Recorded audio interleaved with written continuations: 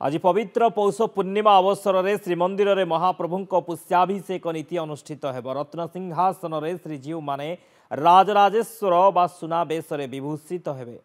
अधिवास गृह में अधिवास हो रही घी मिश्रित 108 गरा जल में चंदन लगी पर महाप्रभु श्री जगन्नाथ को अभिषेक कर महाप्रभु ठारू आज्ञामाल पाई श्रीदेवी पालिंकी रे मां महालक्ष्मी मंदिर जगमोहन को विजे करेंगे। सेठारे माजणा और बनक लगी आदि नीति पर श्रीदेवी को बेश कर रत्नसिंहासन में श्रीजीव सुनाबेश अनुष्ठित हो। मस्तक किरीट, पादरे श्रीपयर, हाथ में श्रीभुज सह हरिणामाल, बाहाड़ामाली, सेवती माली, आड़कानी, चंद्रसूर्य आदि विविध प्रकार स्वर्ण अलंकार महाप्रभु माने राजराजेश्वर बेश विभूषित हेबे।